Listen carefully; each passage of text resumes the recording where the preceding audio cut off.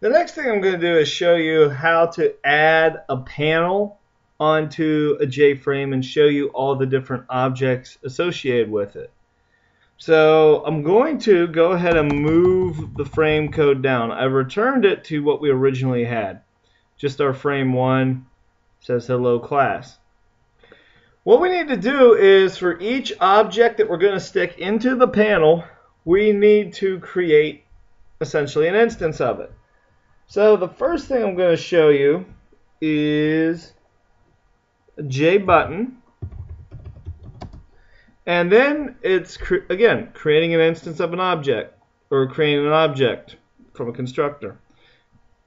They both work the same way, and we're going to call it OKButton. JButton OKButton equals new JButton, and then you're passing here the text that is going to appear on the button, which is going to be OK. Then next, we're going to do another button. So it's a JButton. We're going to call it what it is using old camel casing. Equals new JButton. It's going to say cancel. This is pretty much the exact same equivalent of how you name an object in Visual Basic and then go and change the text. That's the equivalent. Why are we erroring out? Let us take a look. I think I need to switch the swing here at this point to an asterisk, and I do.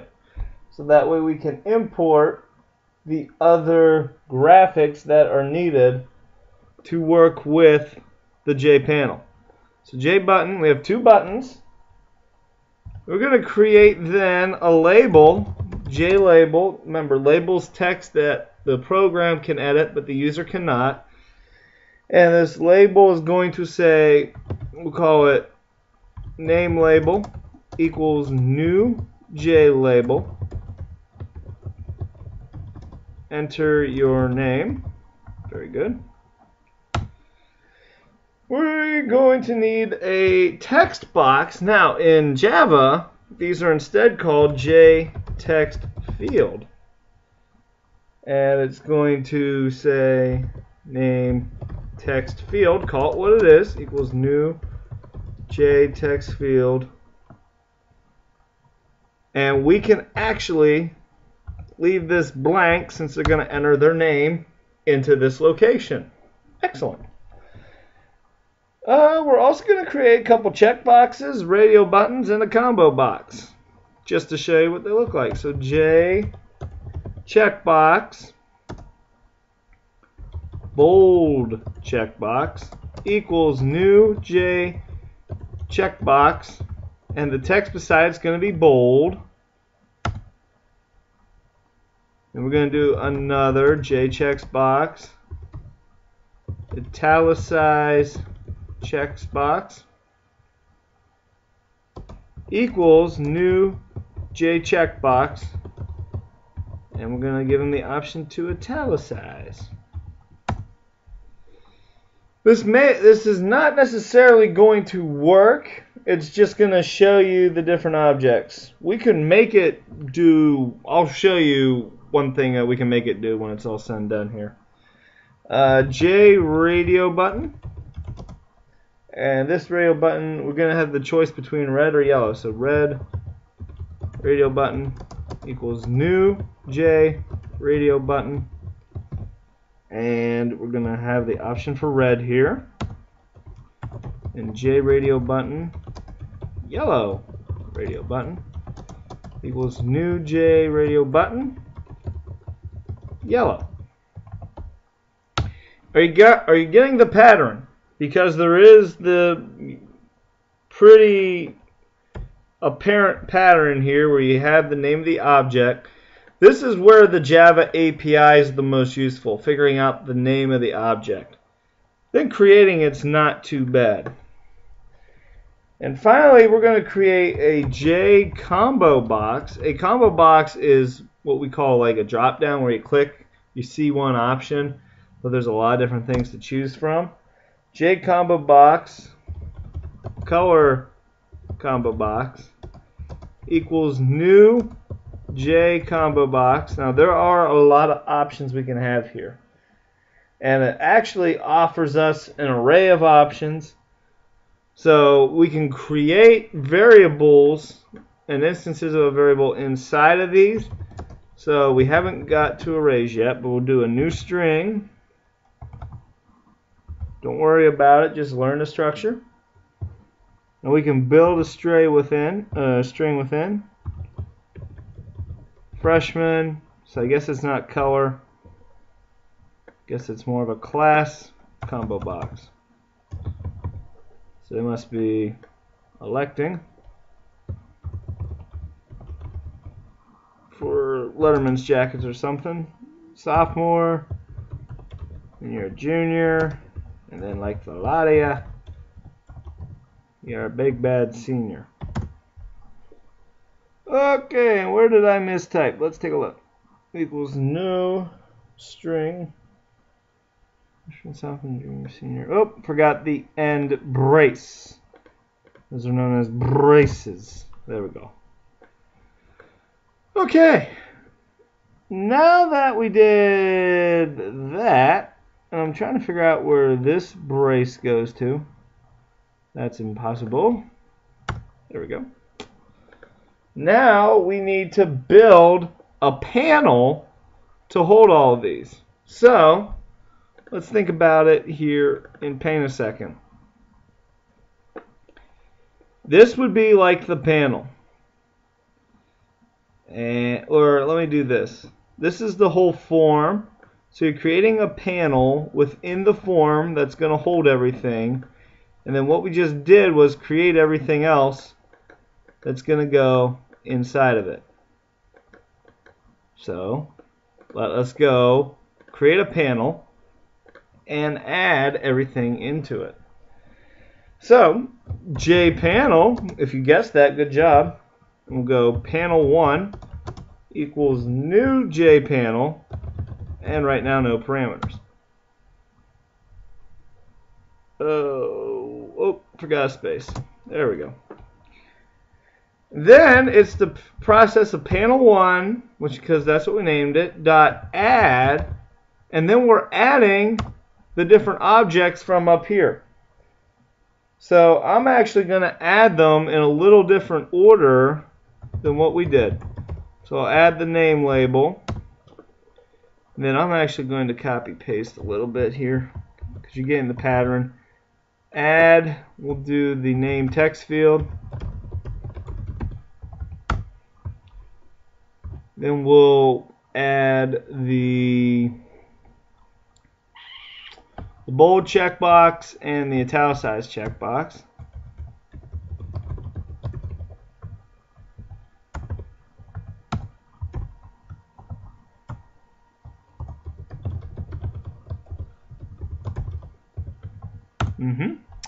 Then we'll do the red and yellow radio buttons.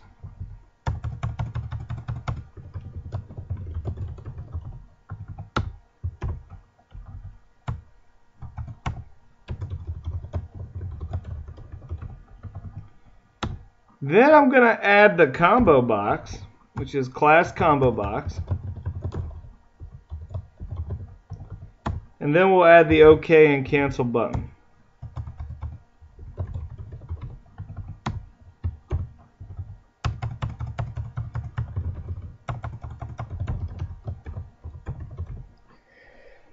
We're almost done.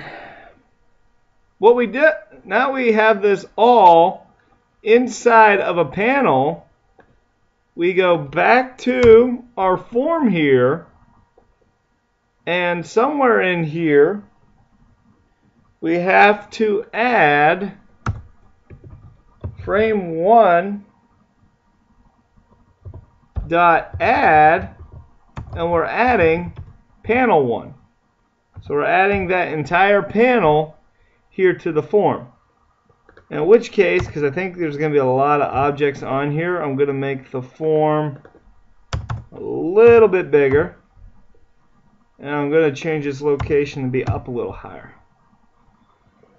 All this initial setup was necessary. And here we go. So it ended up going across more than anything.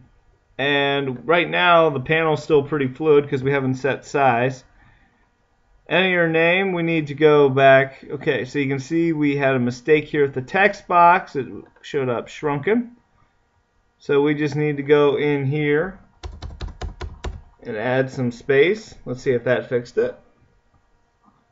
Gave us a little more room to type. I want a little bit more though. We can go in and change properties later and set sizes, just so you know.